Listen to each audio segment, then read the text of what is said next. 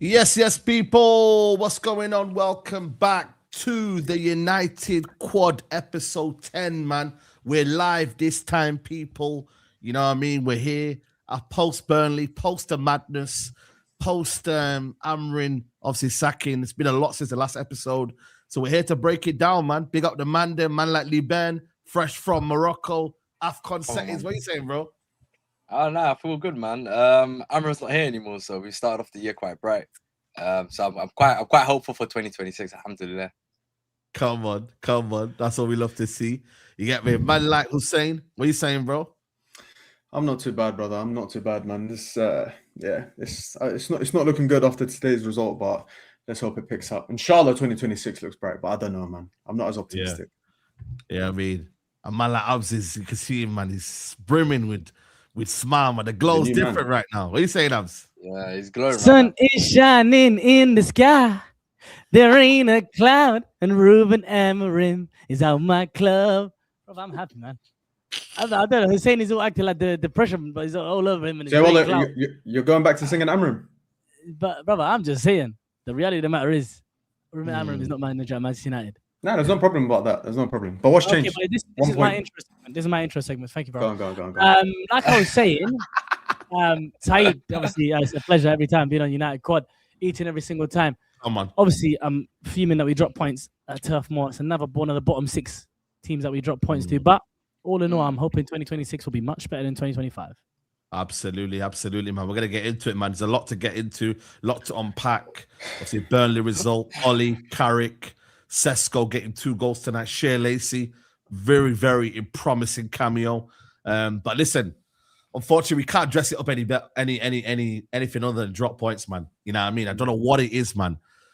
Wolves, Leeds, and now Burnley, man. Burnley, it's one of them ones where the goals that they scored were, one of them was a deflected goal, and then the other one was what? An absolute screamer. We should have done better in terms of maybe closing him down, but I mean, it's 2 points drop, man. And unfortunately, we don't seem to be understanding the grasp of like, we need to get top 4, top 5, whatever you want to call it. And if you want it, you need to win the games, man. And we're playing Arsenal, Man City. They're to come.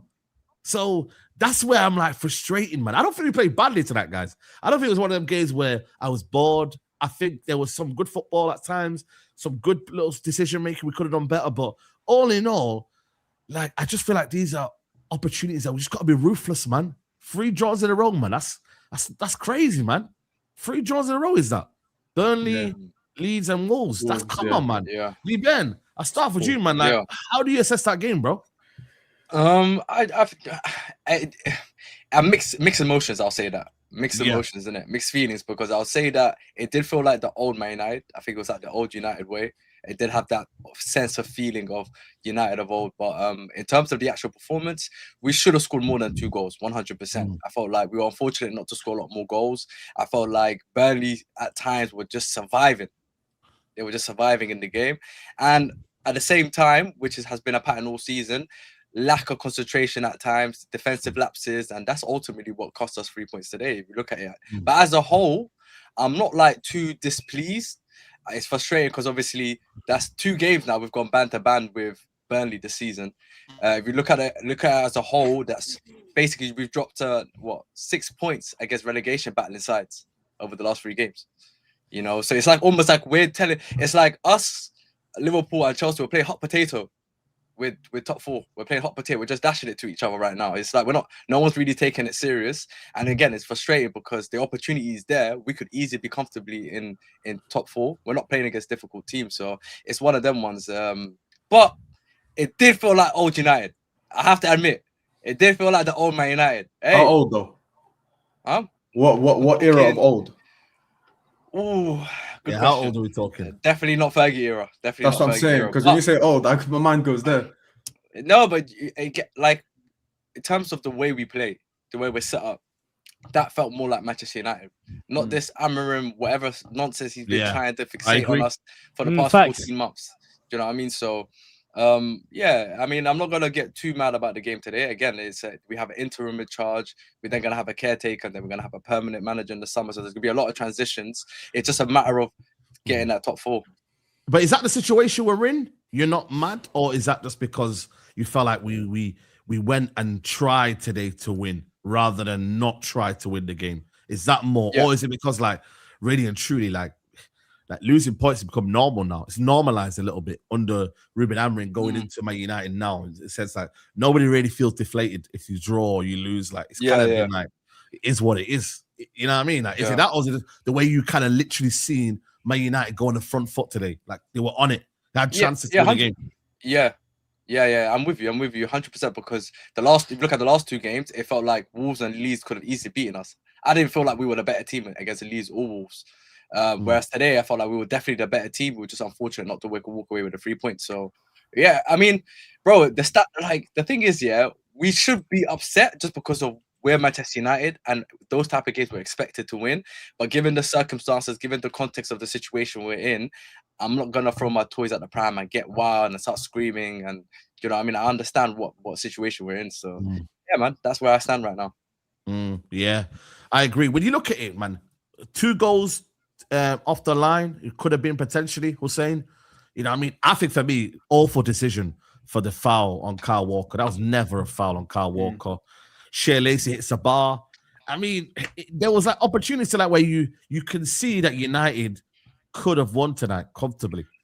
Comfortably. Yeah, agreed. I think if we replay that fixture probably another 4 or 5 times, we probably walk away with the 3 points the majority of those times. But yeah, I mean, it's Burnley, so it's hard to feel like, you know, we got hard done by or whatever. At the end of the day, that game should be put to bed. But you're right, two goals, 2 chances cleared off the line. They were defending for their lives. I think they were up for it. They felt like we're there for the taking. We're a bit fragile. We're a bit, you know, we're not the most confident. Our minds all over the place. So, I mean, obviously we went to their ground. But regardless, like you said, Martinez's goal disallowed. Yep. Don't know why, because the exact same thing was happening to Casemiro. Facts. So I don't understand that, because if VAR are going to review and they're looking at Martinez, well, bro, like 5 yards away, Casemiro's getting dragged as well. So, but regardless, I do hear that it's the United, like we are playing more like the United way. But boys, at times today, it did feel like that United that I've watched where we're attacking, but we still seem so vulnerable on a counter or just our defense. Like that, you know, when you don't have faith in your defense, where they're just kicking it about and it's not really getting cleared and we're getting pressed, that when it happened latter stages of Solskjær and under Ten Hag, I got that feeling again, like Delo made a mess of it a few times. The centre backs trying to clear it. That double pivot I never want to see again in my life. Casemiro played against us for a majority of the game. Ugarte just shooting. I think he had a bit more confidence and was shooting more, which is a negative. He's the only player in the world where when he's got more confidence, it's a negative. But moving forward, definitely a positive, 100%. What are you saying, Abs, man? Still 2 points drop, though. That's the thing, though, Marie. As much as we're saying positive, 2 points drop, man. And that's the thing, man. If you want to, because Chelsea lost tonight, Liverpool are definitely going to lose tomorrow. I don't see a way for Liverpool there tomorrow. You know, I think that we've got to capitalize at some point, because now you've got Man City and Arsenal, and that's the games where you're like, whoa. I mean, not expected to win anything there. Let's be honest. We're already Man City could probably win. Arsenal's going to be tough. These are the kind of games you got to win. These were the bankers. We were looking, remember we was in the studio. We were looking at these games thinking, yo, man, got to win these games. Surely. There's most certainly ways of dropping points. Not all drop points are created equal. We saw, especially in that second half, I think the first half, Patrick Dorgu being played on the left-hand side confused me. Didn't really understand it. And I thought maybe it's about his physicality and his running against Kyle Walker's older legs. Maybe that was the idea behind it. Yeah. I didn't really like the setup or especially the decision to play him on the left-hand side and Cunha on the right, because Cunha was non-existent basically throughout most of the game again. But you cannot, like, defending is almost like put on the centre halves only, or the goalkeeper only, or the fullbacks only.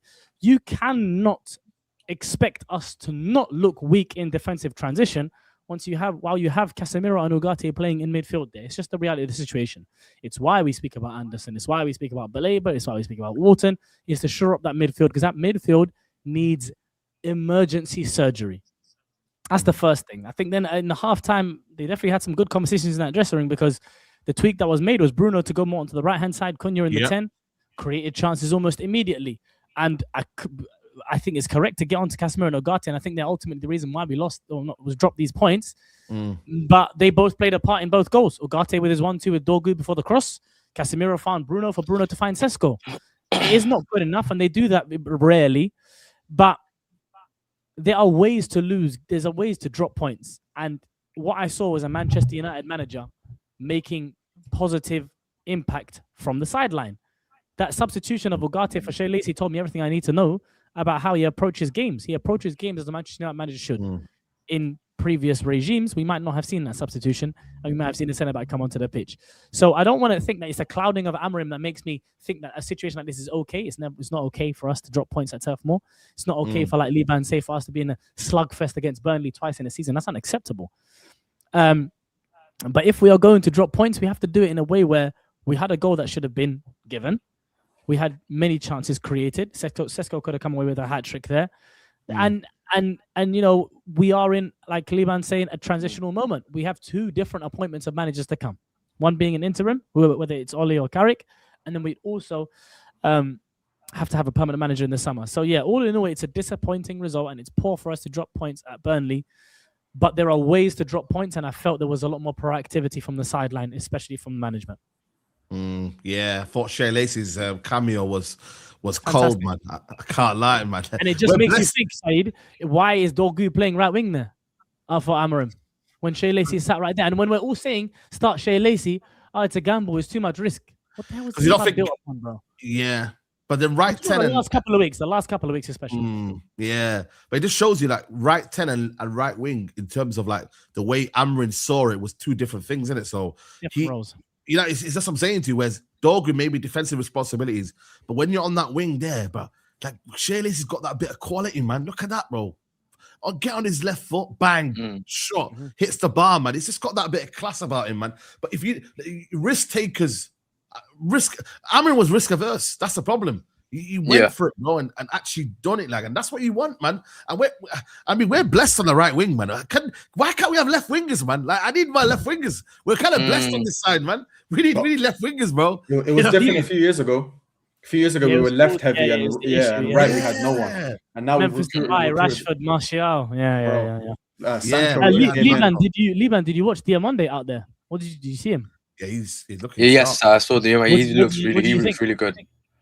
I think he's good. I think he's got the one thing I like about him is his end product. So his final action, he's got that final action. So whether it's taking a shot, whether it's crossing the ball, he'll make sure that he gets that final action across. So that's the best thing I could say about Diamande from what I saw. I only watched him a couple games during AFCON. So and obviously got the chance to watch him live. But I like him. But there was another player that actually caught my eye. I'm not gonna lie to you. Number 19. I don't even know how to pronounce his name. Inai. That's it, bro. Inai. Yeah, he's quality. I'm gonna put this out there. That is the player that Man United should be looking at. Forget Baleba for a second, because this guy, he's basically another Baleba in some ways. He's basically another Baleba, press resistant, good on the ball, passing quality. Like he's got it all, and he's only 19, currently playing in the Turkish league. Bro. If I was to scout any player from the Ivorian team right now, I'm not gonna lie to you, it's that kid, bro. Yeah, he was he's making talented. tick. Very talented, bro. We got Scout very talented, but Scout I'm not gonna lie to you, man. I was watching players out there, but he's the one that out of everyone really, really caught my eye. And when I found out he was only 19, my ratings for him went even higher, bro, because he's playing like a grown man. I can't lie. Drop an email, bro. You never know. Yeah. Drop an email too. Ineos, the most incompetent board of all time. Yeah. Boy, good luck. Listen, Wilcox, the guy thought my emails going straight to spam. It's crazy. It's crazy, man. But now, all in all, I think Dorgu, obviously for the cross, he's just a cross first. When he thinks too much, man, Dorgu isn't the guy. But when he's got first time looks up, that was a quality pass into Sesko. And for me, man, I'm glad, man, Sesko's got 2 goals tonight, man. I'm not gonna lie to you, man. That was needed, man. First half, I was scratching my head thinking, come on, bro, man. Sesko, I need more. And then I disagree. You reckon? No. I liked some of his attempts and his touches and flicks that he was trying things and he was running channels and he was getting over. And this is what I'm saying. Like, this is why for strikers, goals are everything. Because if you don't have that goal in that game and you have that first half performance again, it's not good enough and it's nowhere near good enough. and you have to finish your dinner. But I like him trying to link up play. It's like we look at Xerxes and we know when Xerxes gets on, and I think I said this on the last United quad. Xerxes either does things or he's completely non-existent. What I need from Sesko is that complete profile, and we were promised. That's what we were promised in the summer when we were talking about Sesko, is a complete profile of a number 9, and it wasn't quite working. I'm not saying delusional here, but he was trying things and he was flicking and trying to link up play with a couple of players around him. And then all that matters is you keep your confidence and you keep your faith that when those chances come, you take them. And I think he took both of them really, really, really well. And Dorgu, if I'm being honest, I think that's probably his second good cross since he's been at Manchester United. But it was a really good one, and it was a really, really well-taken finish. He also had that header in that first half as well. Insane header from the edge of the box. Insanely high towards that top corner that the keeper got a hand on. But I kind of like Sesko's overall performance, but he just has to repeat this, and he has to let the goals do the talking and allow for those moments when he's not affecting the game to go a bit under the radar a little bit, because your goals will carry you through. Facts. Yeah. Confidence is the biggest thing for a striker, I agree. But I do feel like sometimes in the first half he was, and maybe it is just confidence, because there was some shots. I think there was one where he went through on goal. He got played through by Dorgu, I think, on a counter. Yeah. And just the choice of finish was a bit weird for me. It was very, very tame, very, very like on your left foot for me. Yeah. And you tried to like curl it around, and it was straight at the keeper. So I was like, that's a striker who doesn't have confidence. But hopefully he pushes on from here, because I feel like we created a lot more chances for the striker as well. That was a big thing for me as well. Hussein, did you notice in that first half how deep Bruno went to go and get that ball? Yeah, like, that's something I noticed very early on, and Bruno does that when he's playing in the number 10 in previous, like even under Oli when McFred wasn't bringing him the ball, he would come all the way back to get touches on the ball and pass the ball forward. It's just reality is Manchester United have to address that midfield that they haven't addressed since Michael Carrick. Like, we need to overhaul that midfield, and I'm not just talking one. Genuinely break the bank on midfielders, because we've said this in the previous summer window, how we're very happy that we got the Cunha and Buemo Seskos, and that gave us a nice good squad depth rotation issue in the attacking line, but that left that big hole in midfield that if someone goes down or if a manager doesn't play Kobe, we're left with Casemiro and Ugarte, who are two versions of the same player at different ends of their career. And you can see why Amrim came out in the press conference and lost his shit to a certain extent, because I think the conversations we're going to try and push potentially in January. We're going to explore options in January, only to get told basically that, listen, it's either Semenyo was a market opportunity. Other than that, we're not trying to get anyone. I think it was confirmed by David Ornstein. We're really not trying to get anyone. You've got a solution, a short-term solution, in like a Ruben Neves. That's a market opportunity. Why don't you go and grab him for 6 months, or grab him for whatever it is? Try and find a solution to get us through to the summer. Right now, it feels like we're writing off the season. There's no way we can play in the midfield with Casemiro and Ugarte. It makes no sense. Yeah, I agree. When I look at it, I'm like, the midfield now, because now they have to do a little bit more. Before they could just sit there and just break up play. Now they have to get involved in the game. And maybe you're right, Abs, in that you can't rely on them two now to be doing it. Listen, Casemiro, I think for large parts of the season, I think he's one of our better players this season. But now you're now having to now step it up a little bit. You know what I mean? And do a little bit more. Do you know what I mean? Even when he's performing well, you could even see there's still those moments when he's trying to carry the ball and he doesn't scan and doesn't see that there's a player who's much quicker than him, and he's almost feeling like he's the younger Casemiro who's able to have that burst and get away from players, but will still get nicked. And he has been really good this season. He's revitalized his Man United career for sure. But the upgrades, it isn't just about getting one of Anderson, Baleba, or Wharton. It might be genuinely in that summer. I agree with Hussein. Market opportunities in the January are necessary. For going for an interim manager, get me an interim midfield as well, please. Because I need that, maybe arguably more than an interim manager, bro. Yeah, but that's the thing. But that's the thing, like, for me, it's not necessarily about going for the best players right now. I think it's more about, like you said, getting the depth. We need quality. We need options. Right now, when you look at midfield, it's Mount, Bruno, Casemiro, Ugarte, Kobe. And you got to rotate between. Now, if we're playing a 4-3-3, it's basically out of the 5 of those, 3 of them start. And then you have the other 2 as options. That's not good enough. That's not gonna. With that, we're not gonna last this season. I promise you. We'll fade out of the race if that's the case. So it's important. That's why when I hear names like Ruben Neves and I hear Conor Gallagher, I'm not gonna get mad about it, because it kind of reminds me of the season where I would not get mad about it. And you're making that face, but for me, I would take Conor Gallagher if it means I have another option on the bench. If I have another option on the bench, you can have your bet. He's doing that. Conor Gallagher, chill. No, but the thing is, the thing Neves, is, yeah. no, Me the and way I Might look need a at it- timeout. no, Saeed, timeout maybe. No, impossible. And, Not enough. no, Not enough. listen. I feel like we are in a position where can you Referee say? challenge. Oh, Referee no. challenge. Listen, Master's going free challenge. Hey, right now, could you tell me that Conor Gallagher can't do a better job than Ugarte? Conor Gallagher can't do a better job than Ugarte. That's not really the standard, though. I want to get rid of Ugarte.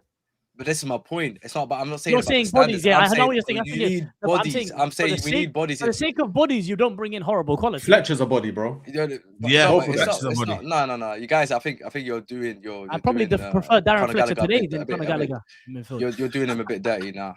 I think there's quality. He's got qualities that I feel like we kind of lack in this team.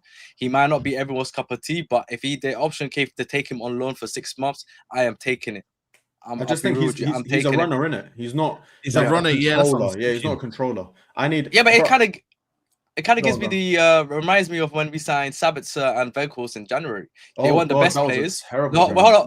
No, but hold on. They weren't the best players. They weren't the Yeah. best players, but they had moments where they did what they needed for us to do in that little 3-4 month period, wherever they had. We're not asking Conor Gallagher to come in and score 30 goals and whatever. We're just kind of made to come in and do his job when we need him to, essentially. Because Like we need the Igalo, options. Igalo striker option. Ah, we need a centre mid option yeah. for that. I don't Yes, like his. I think there's like two his- positions we need. I feel like there's two positions we need. We Left need a winger. centre mid and a left winger for Yeah, sure. Absolutely. If we don't get the depth on that left hand side, and we don't get We're the not, depth in we're the not. midfield, we're cooked. We're cooked. Yeah, we're not We're going to. cooked. Nah, left That's was why he horrendous. went mad. Yeah, I Yeah. understand what you're saying for him to come and do his job, but I don't like when Conor Gallagher does his job, even when he's doing it. Yeah, So I was don't gonna think it would say. help. By with, the like, way, can I? I just think his quality won't aid the team. I understand getting bodies in. I completely agree with Liban in that sense.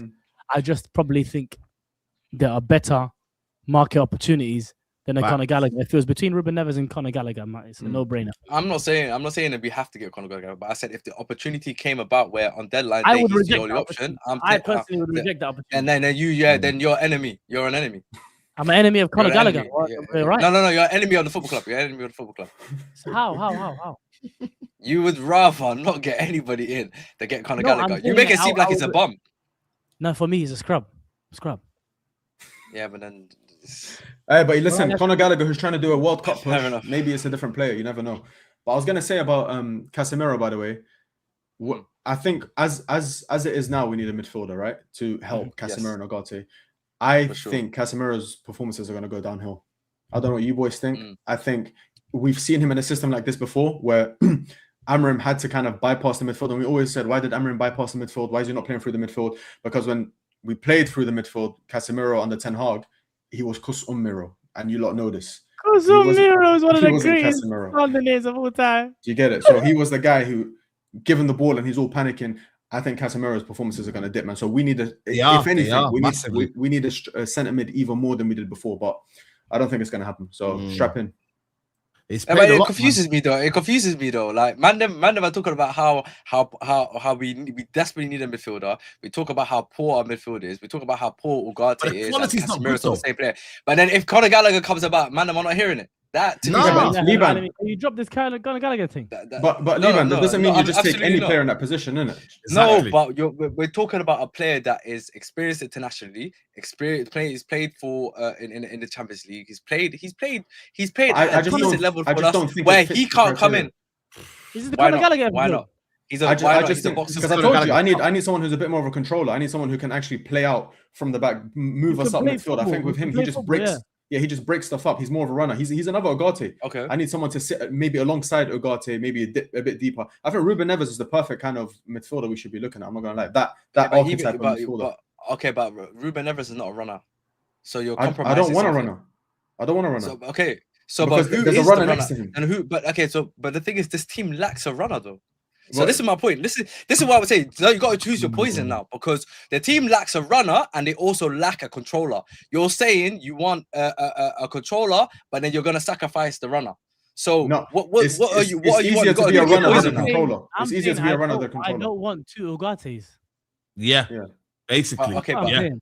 But what Ugarte I'm ticks that saying box is, already. but- How hard he is, but but he I'm- still ticks that box already. yeah, but what I'm saying is, if you get I'm saying if you get a competent player next to, let's say, a Manu, for example. So let's say you get a Conor Gallagher maybe next to a Manu, or you get a Conor Gallagher. Player, and then you said Conor Gallagher. The two things. While so Conor Gallagher's not. No. You no. Abs, I'll be so rude with you. I'll be quiet because I have an agenda. No. You have an agenda. So I'm not even trying to hear your opinion of Conor Gallagher because you're not trying to be serious about it. So my thing is, if you get somebody that's better than Ugarte, that automatically improves our midfield situation in terms of having a runner there, someone that can cover ground, and someone that's better on the ball than Ugarte. We're always complaining about Ugarte, but then we're turning down Conor Gallagher, who is a better version than Ugarte. So I'm just saying, you can't complain about something and then reject the solution. I'm not saying it's the best solution, but it's a solution. This is a question for the whole panel. What's your realistic, not dream because it has to be realistic, double pivot until the end of the season? If, let's say, for example, market opportunity, I'm assuming Mainu's going to be in there, but if you put Manu, who's going to start with him? What's everyone's thoughts? Manu Cass is probably the best right now. But even then, the mobility is a little bit of a mad one. But I think Manu and Cass. Manu, Cass, and then Bruno just in front. Yeah, I'll probably go with the same. Yeah. That's where I think if we replace a Cass, that's what I'm trying to say, Liban. Where we've got Manu there, I think I need just someone to complement Manu. I don't think Casemiro is that player. I think Ruben Neves is more that kind of player. I like that. No, but I don't mind this as well. No, this is crazy. That's crazy, bro. Lissandro who's lashing out in you know what I mean? And, getting exposed. He's a better midfielder than Casemiro and Ugarte, that's for sure. Oh, come on, man. That's crazy. That's crazy, man. He's got to stay where he is, man. You know what I mean? He's got to stay where he is. We had Sekou Kone, but he's on loan. But I'm not gonna lie, for me, Ruben Neves is the one. Ruben Neves, 20 million. Let's get him. Like for me, that one. At least he's got a bit of technical ability. Plus, he can control the game. You know, plus he's defensively decent as well. I think Neves would be the perfect situation for me right now in this market. And he wants to leave as well. So Conor Gallagher, the only thing with Conor Gallagher, we've got players that can run around. And I don't think we need more of that. You feel me? We need more of players that can control, you know what I mean? And just, you know what I mean? To be honest, I agree with Liban's sentiment of needing a runner eventually. I do think we need that. Yeah, that's summer though. Summer. Yeah, we do. Yeah, in the summer for sure. I don't know if we can address that with quality attached in January. Hence why I'm more be inclined to what Hussein is saying right now. Upgrade on Casemiro rather than upgrading on Ugarte. I think that just makes sense. Someone that can get that ball off the centre halves and actually play the ball forward on a regular basis and find passes forward and connect to the front line. But I'm not a fan of some of the names I'm hearing so far. Yeah, I don't know. It's kind of mad. It's kind of mad when you deep it right now. But I think for me, that's not going to get addressed until the summer. I'm not going to lie to you. It's not going to get addressed until the summer. But ultimately, it's one of them ones where is this what you reckon it's going to be like until the end of the season, guys? Where we're going to have inconsistent teams. A lot of inconsistent teams. We're going to be inconsistent. Chelsea will be inconsistent. Liverpool will still be inconsistent. It's gonna be like this. It's gonna be like a brutal top four race where the one that survives the most will be the one that gets there in the end. Oh hello! Look at United. Good. Hello. Technologia. Come on, man. iPhone your Tony. iPhone your Tony. Broski, this is what it is. The thing is sick like me. It's calm. Look how close it is, though. Look at the gap, man. It's mad. Yeah, but then I swear from us to like 14th, there's like 3 points as well. Yeah, Brentford won. Yeah. And Newcastle last minute winner. I couldn't believe that game, Newcastle. Yeah, penalty. The penalty. From fourth to like 14th or something, it's just tight. Like, if you keep going down, we should have joined the Super League when we had a chance. Wallahi, man. Wow, man. Today, imagine if you won today as well. Everton, if they won their game as well. It's crazy, man. Palace. That's crazy. Man. Look, from fourth to 14th, it's only 4 points. That's what I'm saying, bro. Yeah. It could go bad quick. But this is what I'm trying to say, though. Like, it could go good quick as well. Yeah. Suddenly he's positive. Suddenly he's positive. We haven't got someone holding us back from the sidelines. By the way, the amount of people today, I'm going to call them out. The amount of people that today are messaging me right now, hold that, you want it Amarin gone. It's mad, bro. Like, I can't believe it, Manchester United fans, brother. There's people who are celebrating Burnley going 1-0 up. This is mad, though, man. Burnley going 1-0 up. They're looking for my Twitter account. Subhanallah. Relax, man. Like, Amarin's gone now, guys. We have to understand that we were 4 points behind 14th or whatever it is, but we never capitalized on it. We never did. Today, you got to realize that Fletcher's his first job. You know what I mean? And it's his first day today. You can't put it on Fletcher today. You can't. We missed chances. We should have scored them, yeah? So just relax, man. Like this idea that, but Amrin would have won today. No, he didn't. He would not have won today. So how about that? How about that? We would have lost. Yeah, man. So I just think relax, man. Like, it's not all. By the way, yeah, I think for me, this is the Ineos problem. They see them, man, two sat at the top. They're the reason why this season we are where we are. Because if we'd have changed it at the start or took accountability of where we are, we would not be in a situation where Darren Fletcher's taking charge right now. It would not have been. So aim the anger at them rather than fans who were justifiably calling the manager to be displaced. I'm sorry. Justifiably. That's the discourse now, though, isn't it? It's about point scoring. It's about who's right and who's wrong. Or you said this 7 months ago, so you said this now 7 months later. It's all about point scoring. I've clocked, especially in the United community, there's always this I'm right, you're wrong mentality in it. So I saw a few people saying, when's Liban gonna, or like even me, they say it to me, when you're gonna admit you are wrong or whatever. I'll say it, bro, 100%. Going from that piece of content that me, Abs, and Liban did at that moment in time, I stand by my decision. It's all nice to do it in hindsight or whatever, but in that moment in time, I'm always of the opinion you give the manager time, you give him a summer, you let him rebuild, you let him do whatever, and then you judge him after that. So what happens after that is out of our control. I say, but I wouldn't even say you're wrong though. You look, when we made that episode, that was Liban. Yeah. Sorry, you're gonna finish, but Abs is doing all of that. He had Ineos as his lock screen, so let's get in my bad for that. Liban, go ahead, bro. And now I want them out, but I'm not posthumously saying, well, I wasn't wrong at the time. If you look in that isolation, I was looking at the Glazers situation. Now I was stupid then, and I'm not stupid now. Simple as. Well, that's you. We're different. It's not, but that's again. So you're feeding into that. What I'm just saying right now. What I'm talking about. People want to be. The community wants to be right or wrong. So people want to. They want to sit on that. I'm right. You're wrong. Okay. I'm not saying you're wrong. I'm just saying that I'm wrong. But I'm saying May, when we made the emergency episode, that was in May. That's 8 months ago. Yeah, right. But it's not. We are in. Hold on. We're in January 2026. That's 8 months later. In that same episode, me and Hussein said that we don't know if this manager is going to be good or not. We both said that. Said to you, I do know. But what we okay, you've made that. Why did you listen to me?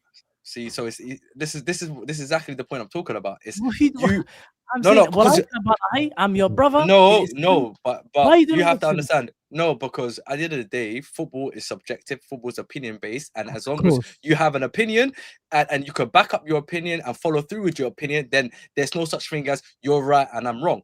In hindsight, now you can look back and say, okay, your inkling was correct at the time, 100%. But there was evidence in terms of what evidence? And the evidence was wrong. Finished 50. My evidence. A lot of your evidence about his tactics and blah blah blah that went out the window in the summer, like we said, because he reset, he changed a few things. And to be honest, Abs as well, we're not in a. I don't look at us in a dire situation from where Amram has left us. I actually think there are positives to this season. There is a possibility for us to move on. So we shouldn't have sacked him then. And I feel like he's left the squad in a better position than when he inherited it. Is that not correct? Yeah, that's 100% correct. I mean, no, you're right. You're right. How can you think about the squad improving? The recruitment that he's doing is not got anything to do with the fact that he was holding the recruitment back. Listen, explain that. So every manager before him has struggled to get people out the door, but he came in and got people out the door. So him getting rid of people, some of them were club decisions, some of them were his decisions. No, he was replaced with better players. Not necessarily. Believe what I believe. Romeso, adore Romeso. It's up to you. I'm just saying, in that emergency meeting, I had evidence to back up my claims. You guys were talking about feelings and the past and cycles, and we want to do something different. Me, I looked at it objectively, be like emotion. This is the situation, and in contrast to my Ineos decision, which was my Ineos take, which was a very emotional, based on the fact that the Glazers were the owners for so long. Feeling something new was refreshing, and you want to back that.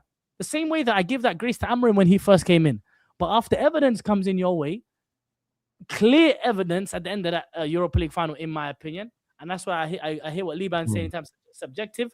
Where the clear evidence is clear is in the eye of the beholder. For me, it was clear. Me personally, I looked at a situation. Finishing 15th is unacceptable, regardless of where he came in. Being 4 points off top 4, finishing But that's 15th not- and that's- losing a you said Europa League final to Abs. Tottenham Hotspur with the way and said- game model that he wants to Abs. play is enough evidence to see that he had Okay, to run in the Abs, summer. but this is what I'm saying. It's about perspective. You're saying that you looked at it objectively, which I'm saying you also had emotion attached to it, because I remember you had emotion attached to it. But we also looked at it. We had a different perspective, and we looked at it objectively as well. Our observation was: look, he's coming mid-season. Bear in mind, Amram is the only manager to have come in to be hired post Fergie mid-season. So this is the first time this has happened. It's not the second or third. It's the first time it's happened. He came into what we were already aware was a mess after Ten Hag had left. Right? He had that same manager asked to come in the summer. We forced his hand and said no, come now. So he had to deal with a lot. There was a lot happening at the club, player power, situation with Rashford, Garnacho, all sorts. And then coupled with the fact that we were poor. We were a poor team, right?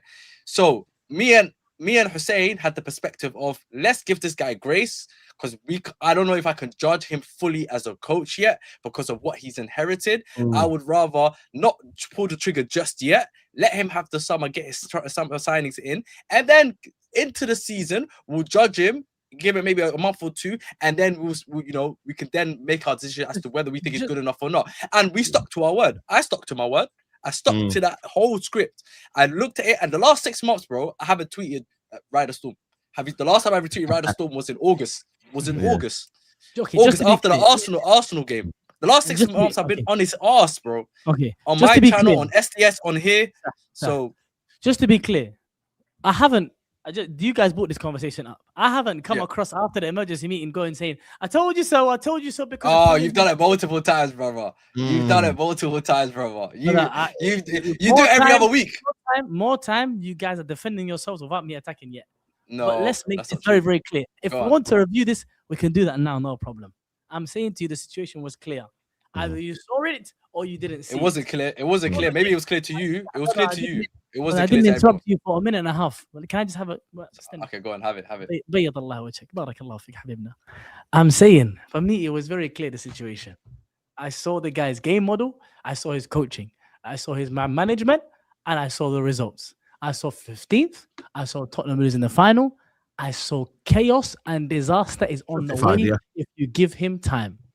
And Saeed saw the same thing. Also, Cam saw the same thing. Many other people saw the same thing. For me, you guys' perspective is based upon the past. What happened? We already screwed over so many managers.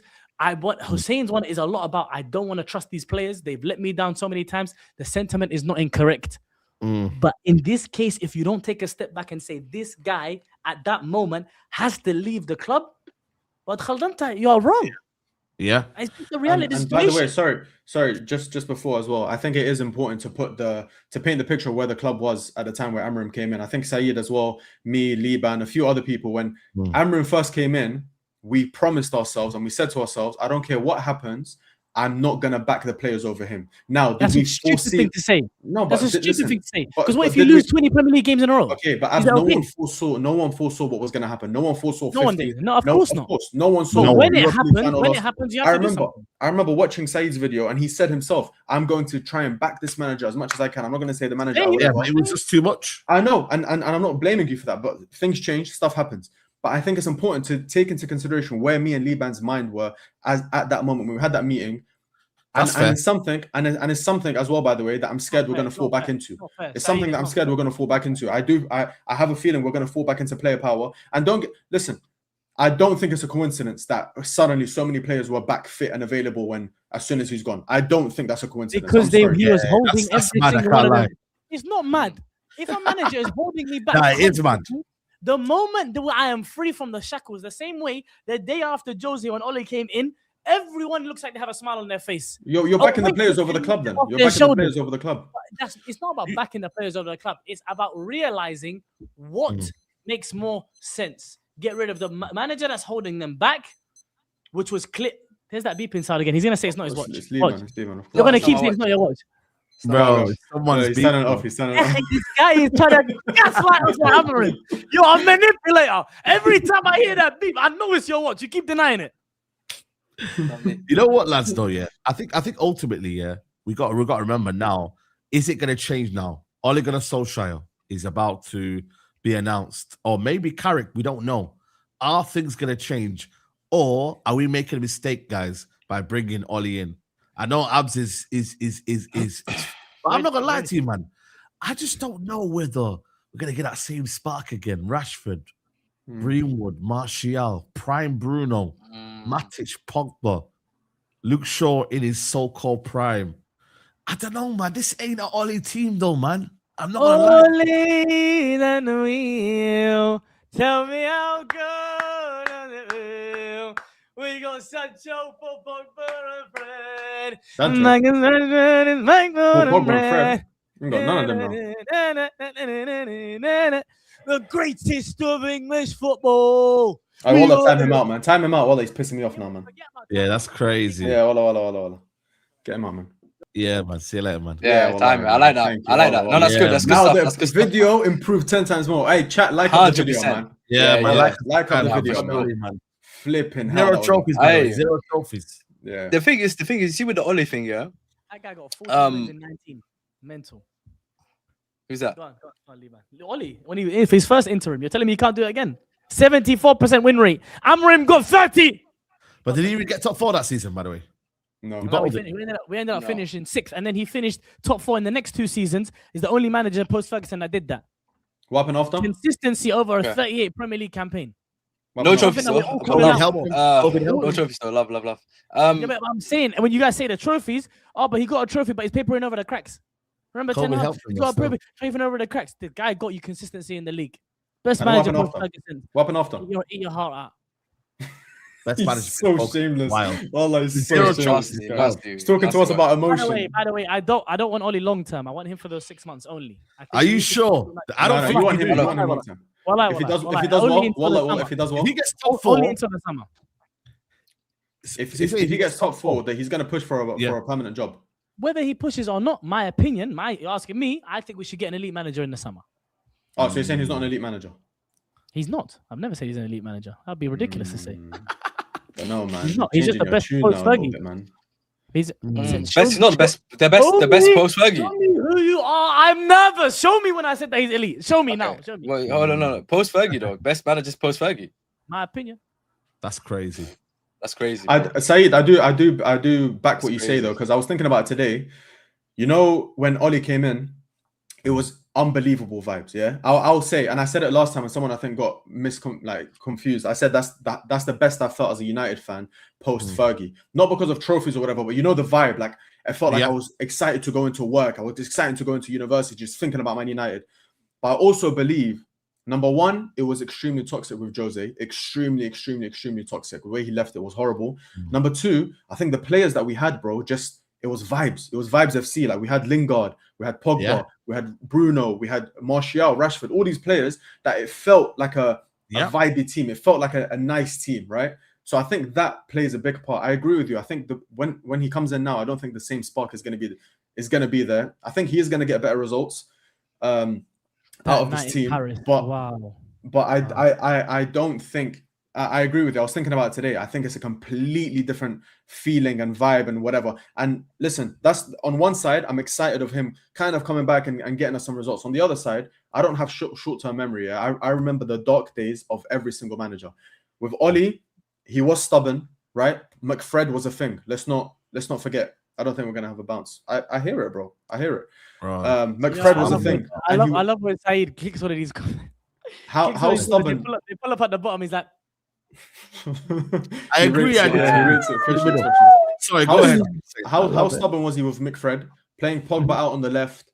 Maguire Lindelof was dropping stinkers every week, and he would continue with them. I remember the bad days of Ole. We failed to break down teams, so there's still those reservations. There are bad days of every single manager, and I disagree with the sentiment that he would do well with this squad. I think if you gave him attacking options like Mbeumo, Sesko, Bruno, I never said he wouldn't do well. I said it's a very different feeling to. I'm saying that the Ole that when he came in with that good feeling and that vibe, whatever. I don't think it's solely down to Ole. Is what I'm saying. I think the squad that we had was just vibey. I think is just something that's just been categorized for that time because of how we felt. Because it felt like, and we're constantly hearing from Ole that we want to play the United way, right? Regardless of whether we saw that, and I don't think we saw that for a good enough level for long enough. But I think with these profiles in this squad, the midfield still needs he can't change like that. The McFred is the purpose and the foundation of his team was two very hard-working midfielders. We have Casemiro and Ugarte right now. We have the complete opposite of that. So that isn't the best profiling. Ugarte is hard-working.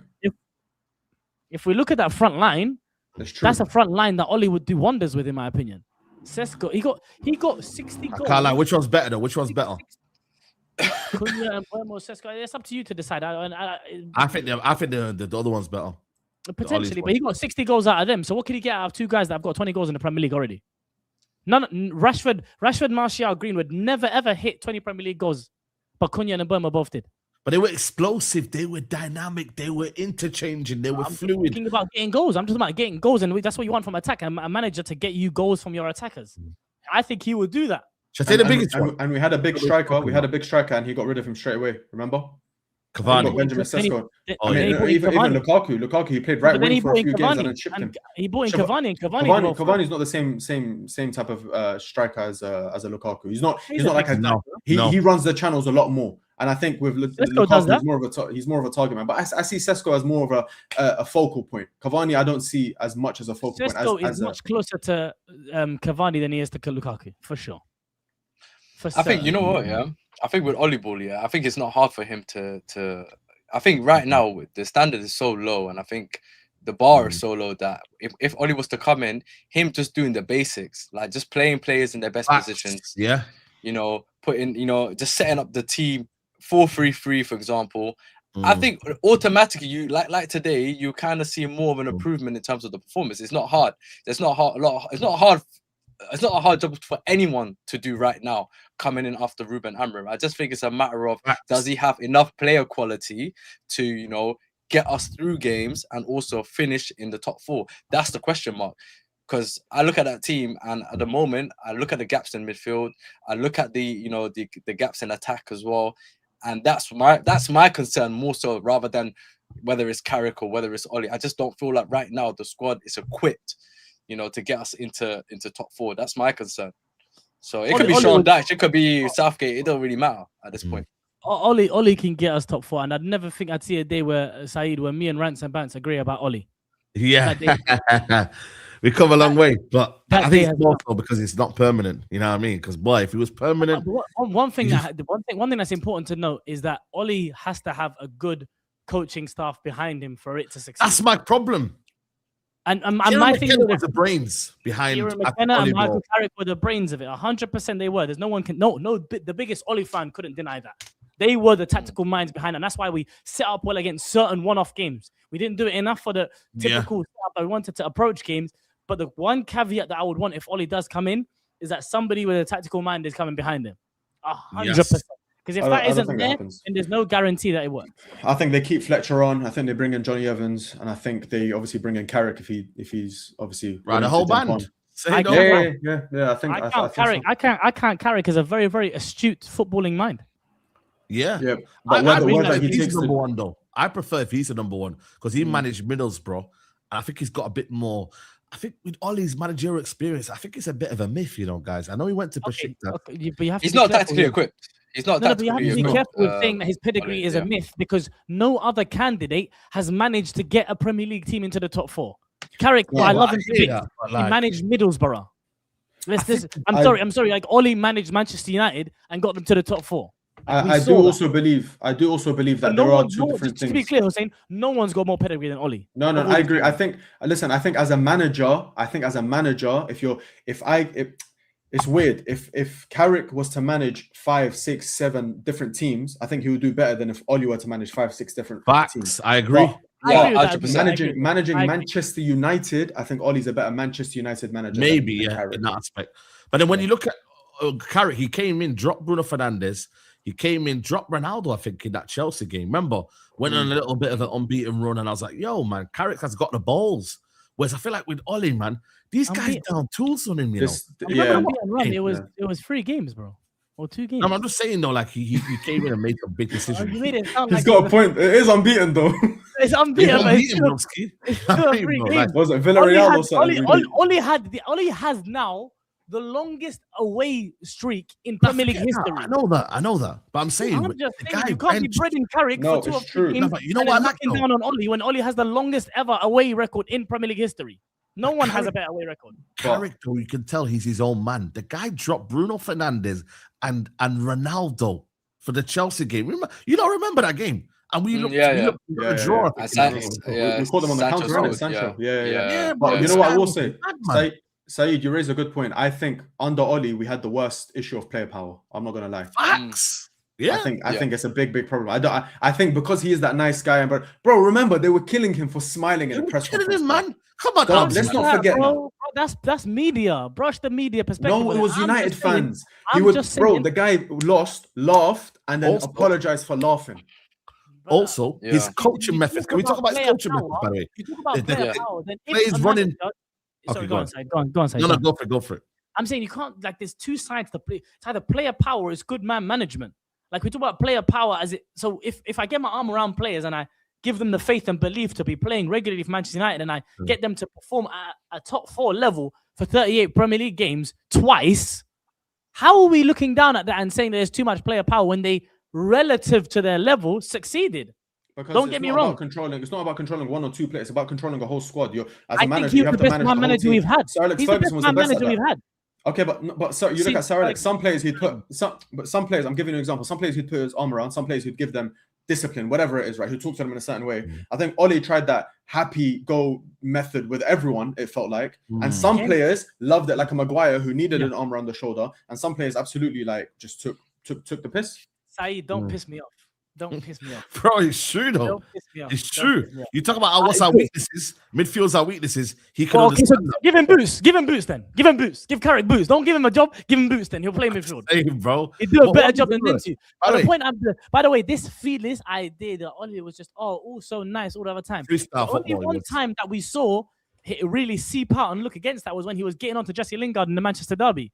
And from what we hear post Oli, there was a lot of times when he would give hairdryer treatments to players and he would I agree. discipline players. It just wasn't in the open eye. So we Can can't we- let media narratives fool us. Can we also talk about the, and I let Lee Ban come in as well, but can we also talk about the actual training methods, the chips and bins, the ways that players will run through the ground, the lack of tactical like, there was a lot of tactical things coming from Ole Gunnar Solskjær, like, and there was a lot of things that came out. Remember the leaks, man, that came out after the game. Yeah. There was a lot of things that were damning about Ole's reign, bro. And I'm not saying, listen, it could go well.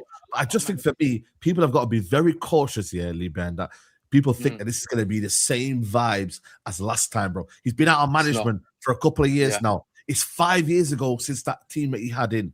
You know, like, I just think sometimes, you know, like, we've got to be very, very careful, you know, with our expectations of this. Yeah. I'm going to win the league. What are your expectations, Saeed? What are your expectations when Oli comes in? Expectations, for me, it comes from the fact that I believe Ineos have kind of. No, I'm just saying, what do you expect? What do you expect of the outcome? I mean, Oli was in charge. I would say for me, if he gets top 6, that would be good for him.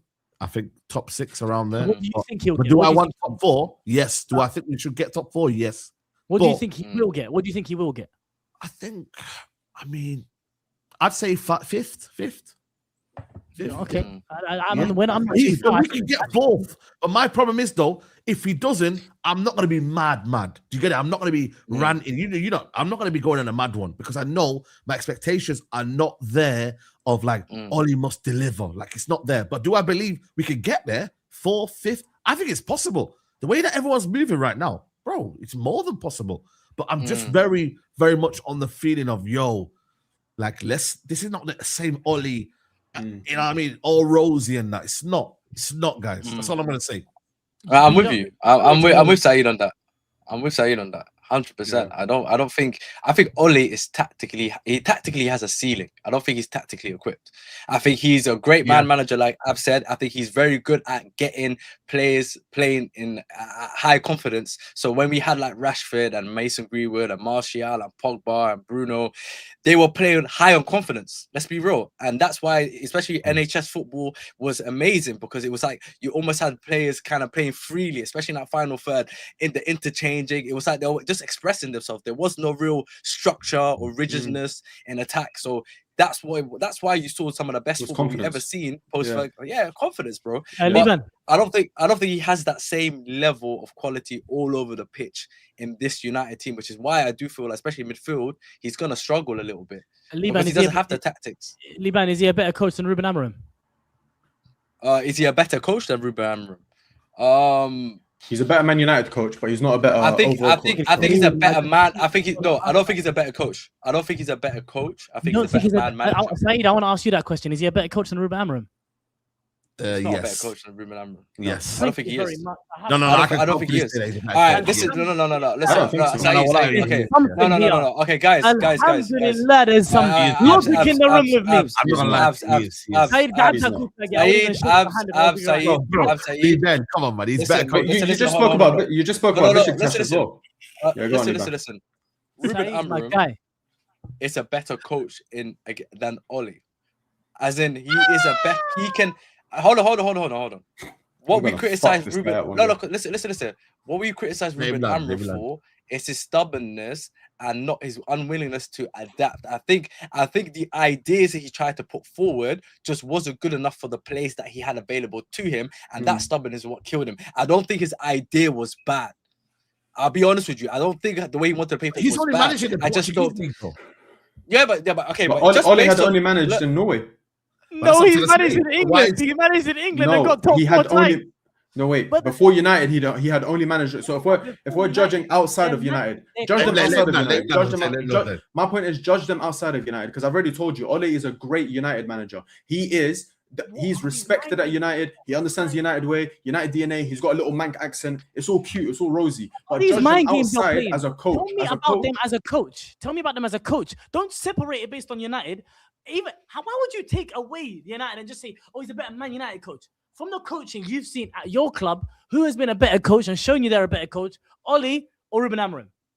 What is football? What is Ole football? Tell me what is his tactics? What are his tactics? Tell me. His tactics are get the final third and show me your magic. Is he better than David Moyes? I'm gonna repeat what Is he better Faisal than said. David Moyes? I'm gonna repeat what Faisal said to you. Are you a teacher in your class and you ask questions, you answer them yourself? Let me answer. You ask me the question. Let me tell you what Ole ball is. Mainly set up in a 4-2-3-1, try to soak up the pressure and hit on the counter attack. Have runners in midfield, have a line that tries to go as high as possible, which was dangerous for us because David De Gea was in goal and Maguire is slow. It wasn't I'm not saying it's the best thing ever, but you can't tell me it wasn't tactically good, especially in one-off games. There were many one-off games that the setup was very good by Ole's Manchester United. Your points makes no sense. I'm sorry. No, bro, that's not tactics. Wait, Liban. He's saying that's not tactics, my brother. He's saying judge him. One second, Hussein. It's not a tactic to sit back and hit on transition. Bro, soak up pressure and then hit teams on the break. Yeah, I learned to do that in high school, bro. It doesn't matter where you learn. I learned to do that in high school, bro. Did Fergie Soak up pressure and hit teams on the transition. One lie, bro. These guys are acting like he's done something revolutionary, bro. It's crazy. I done that when I was in school. You asked me what the game model is. Are you telling me Ferguson's Manchester United didn't do that? What? Ferguson's Manchester United in big games didn't soak up the pressure and hit on the counter attack. He did. Hold on. Was Fergie tactically inept? No, but you're going mad. Listen, going this far to back Oli. Nah, don't tell me brought Fergie in this. Don't tell me brought Fergie in this. You can't ask me for a game model, say that it's not a game model, and tell me it's whack.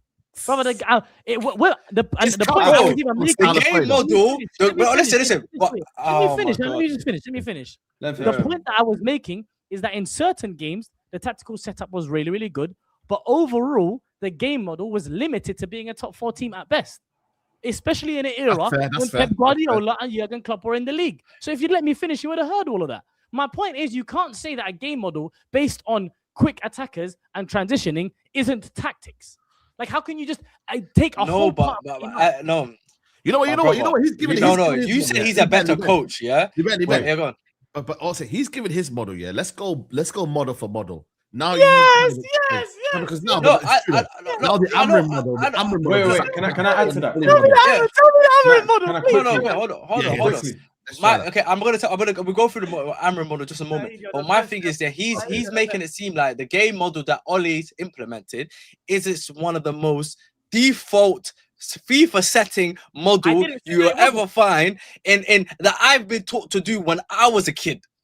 It's nothing revolutionary, bro. You have Did I fast say wide it was attackers out revolutionary? wide. You soak up pressure. You hit the ball on the counter, and you get the ball moving as far out the pitch as quickly as possible, and then let your attackers basically, essentially, attack. That's all it is.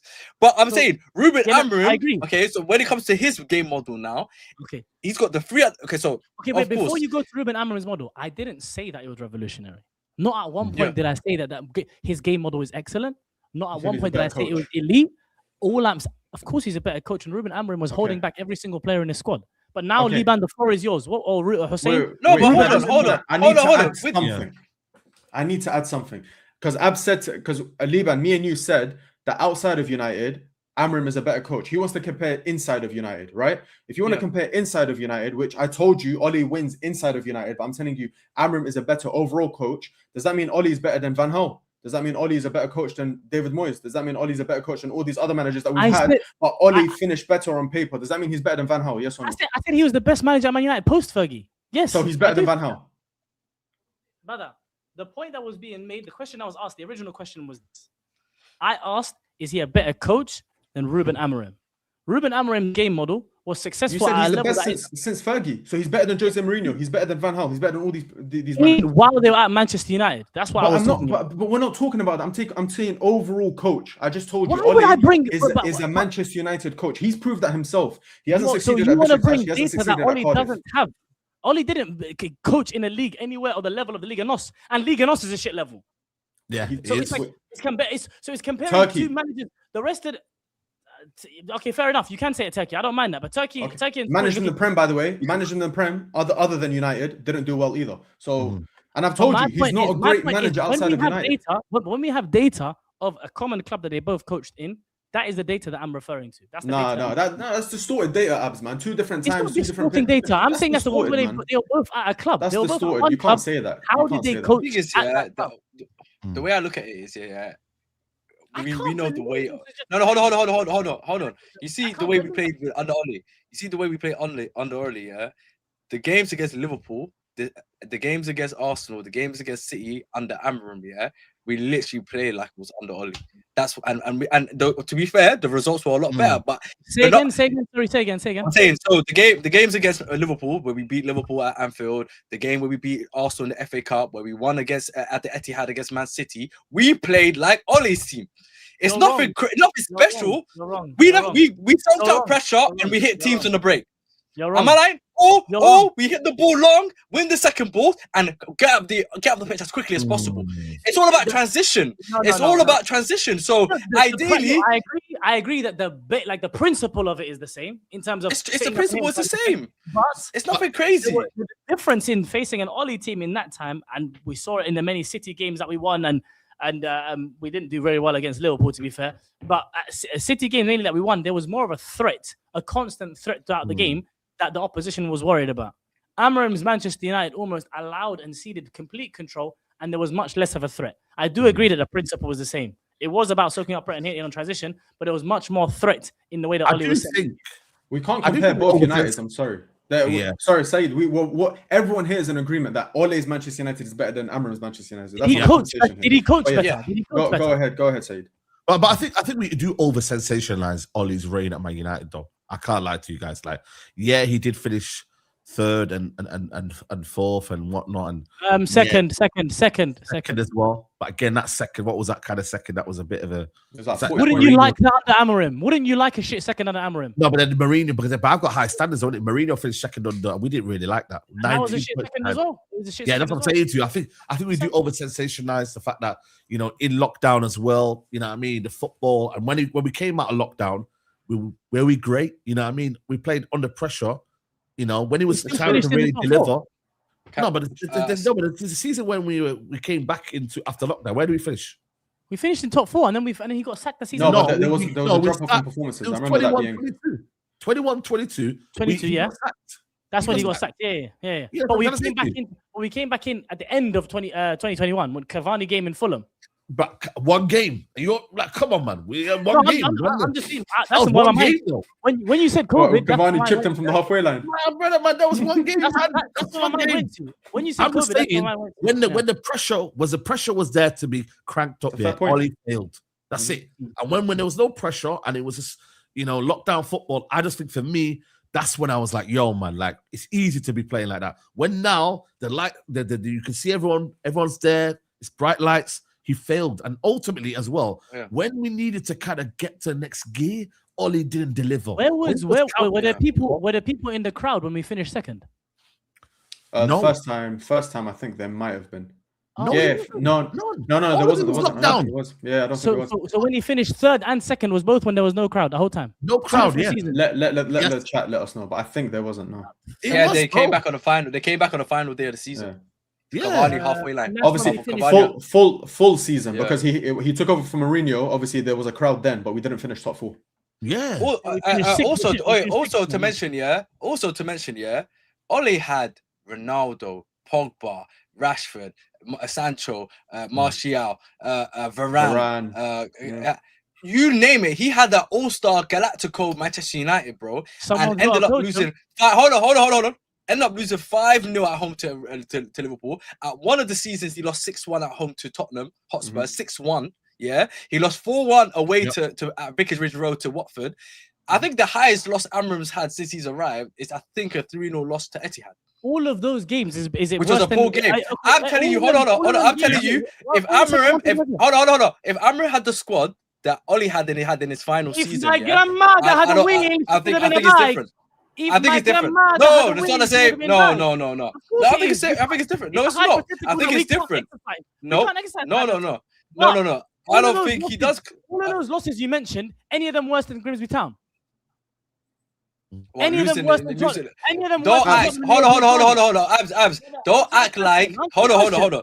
Are any of them worse than Grimsby Town? Okay. Are any of them worse than losing to Spurs in the Europa League final? Yes, 5-0 at home to Liverpool is 100% worse than losing to Grimsby Town. 100%. What in the early rounds of the Carabao Cup?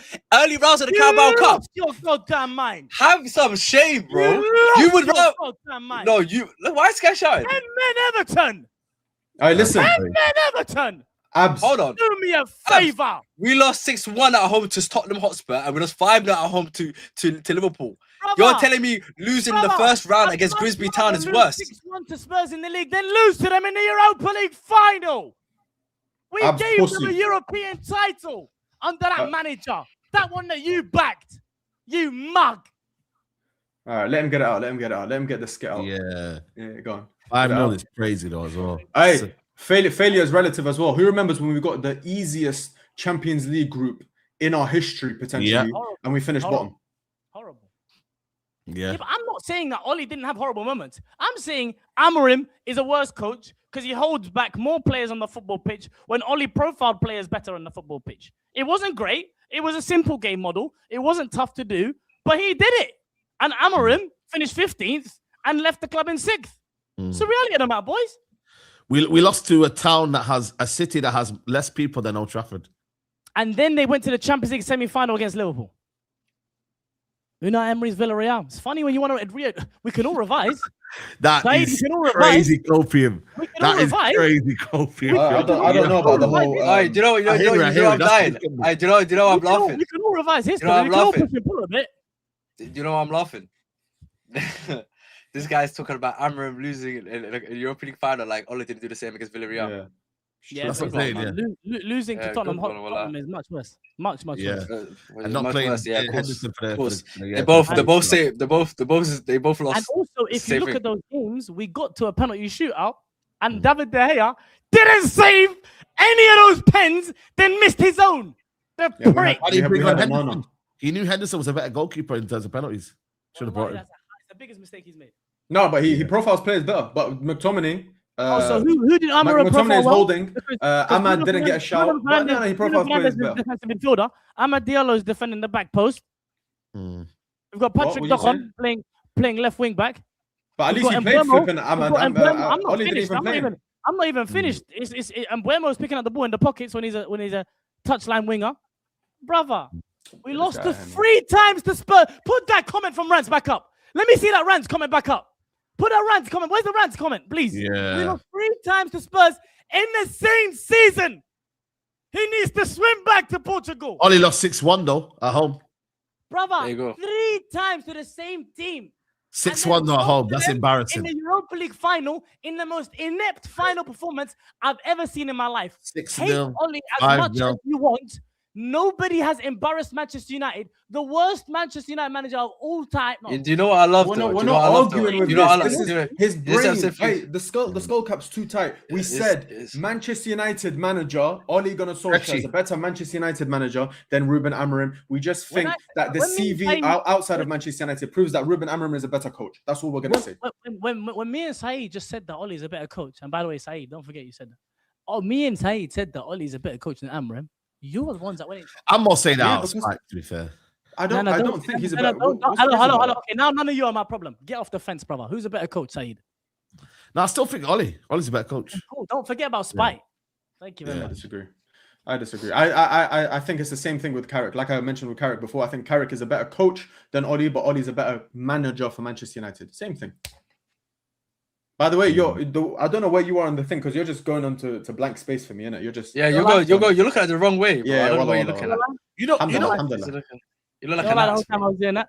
Alhamdulillah. Yeah. you know, but ultimately we're gonna have we're gonna have him. Let's see what happens in it. But ultimately, are you guys confident though? Like, you know what I mean? Like with Ole, top 4 though. I'm confident that he can do a job. But I think you know what it is? It's because he's been here before. That's why I get the confidence from. It's because he's been here, he's done it, and for him, it's more about just uplifting the players, getting the players back to basics, putting them in their positions. I don't think it's a hard job to do, but the caveat is that he doesn't have the same player quality he had as before. So it's going to be interesting to kind of see, you know, what happens from there, because he doesn't have the Rashford, the Greenwoods, the Martial, the Pogba that he had previously. So I'm curious. I'm curious to see where it goes. I can't lie. What do you I would rather Carrick and Ole be his assistant. Nah, he's never doing that. Wow. He's never doing that. I was gonna say, what's your ideal? That would never happen. Interim and then summer appointment. What's everyone's ideal? For me, I want Xavi in it, but so Ole now and then Xavi in the summer. yeah. But I don't think it's gonna happen. Realistically, it's gonna be a glass no. I don't know about Xavi, man. I've always said spiky hair at 40-something years old. Wallahi, get a grip, man. But at the same time, I'll take the gel with the gel. But at the same time, I'll take the Zerbi. He's another spiky head dude. Wow. Yeah. I think I'll take him, you know.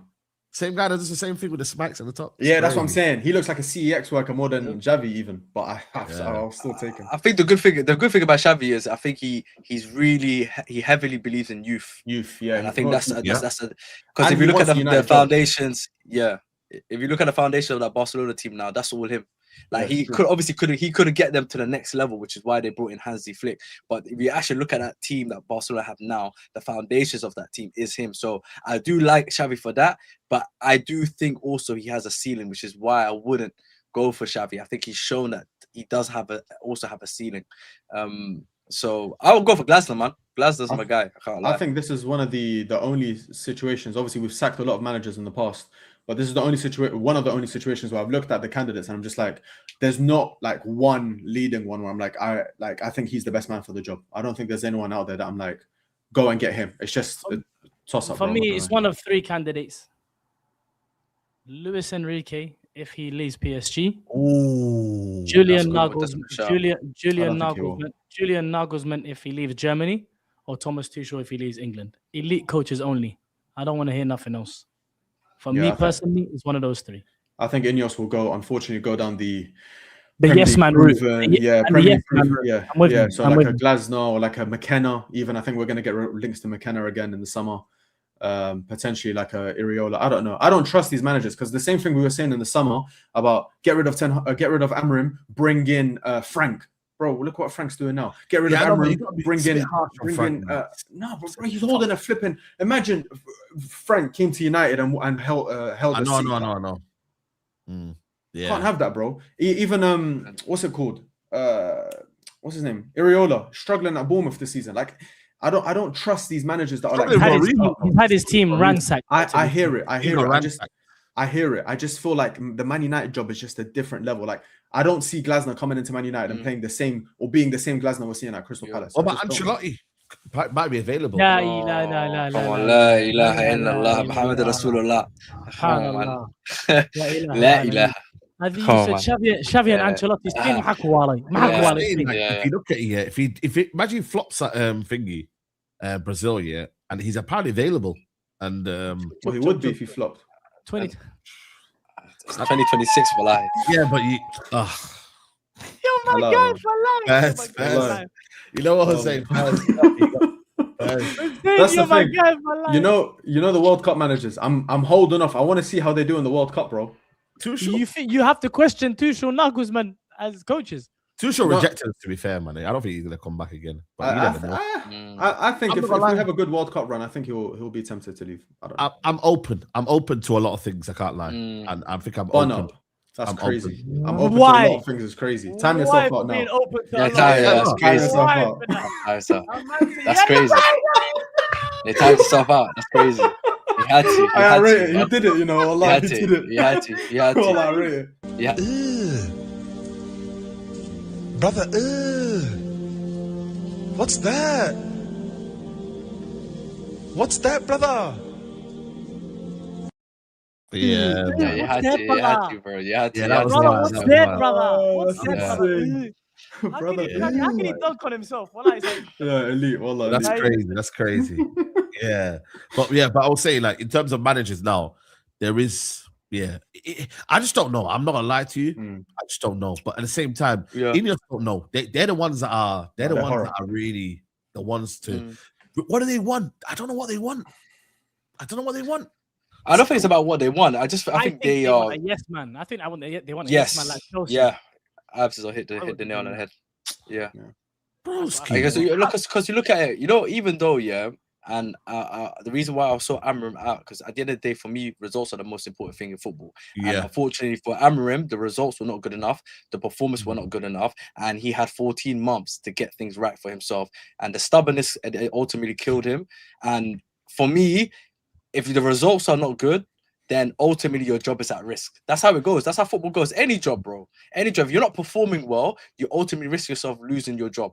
And ultimately, he did lose his job because he didn't do what was required of him on the pitch. However, though, Ineos also did fail him as well, in the sense that whatever it is that they had an agreement, they clearly didn't deliver, which is why things accelerated faster than what we expected. I think like it wasn't planned for him to leave this soon. Not that I'm against it, but I think it was because of the fact that things were probably promised to him behind the scenes that they didn't deliver on.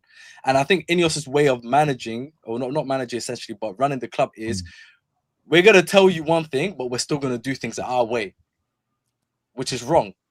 Ultimately, that's wrong. If there's an agreement in place that you've told somebody, when you come in, we're going to do it this way and this way and this way, and then you go back on your word and try to do things your way and force it onto the manager, or don't deliver on the promises that were set, then you kind of get what you have now, where it's a situation where now, manager's disgruntled, he's coming out in the media and he's trying to he's trying to essentially blast you, in the public. So I think regardless of whoever our next permanent manager is, there needs to be set clear guide in terms of how that manager is going to operate. Are they going to take control of all of the football, or are you just going to tell him what to do and get him, you know what I mean? Like essentially just, here's what, take this, take that, take this. We're going to give you this. This is how we want you to play. That's where there needs to be it needs to be clear and kind of sort of a structure essentially where we know what the manager's essentially going to do. Do you know what I mean? Yeah, I agree. It's big, man. I think for me, spot on. all my brothers should have went with him, but he's here, innit, man. It is what it is. He's here. But he should They're have all a mess. They're all a mess. All of them should go, bro. Not one decision they've made so far in terms of appointments has gone well. So I'm going off their track record. I don't trust that at all, and I think they do want a yes man, unfortunately. And I agree with Liban. I think we haven't spoken about it enough, because I think everyone agrees. Just let me give Abs that quickly. I think everyone agrees, but the sacking may have been right, and I think Saeed, you wanted him sacked, Liban, you wanted him sacked, Abs wanted him sacked. The sacking might have been right, but the reasons for it are concerning. You didn't sack him based off results. they were never going to sack him based off results, and that's why we were so certain that no matter how bad it gets, they're going to stick with him. This is their man. They only sacked him because he came out and spoke against the club, rightfully so, because they were letting him down. Just the same thing that Ranić did when he spoke out against the club, just the same thing that Mourinho did when he spoke out against the club. So in my eyes, bro, they're still Glazers. It's not an Ineos thing, it's a Glazers thing, because nothing's changed. But we knew this though. We knew this. Yeah.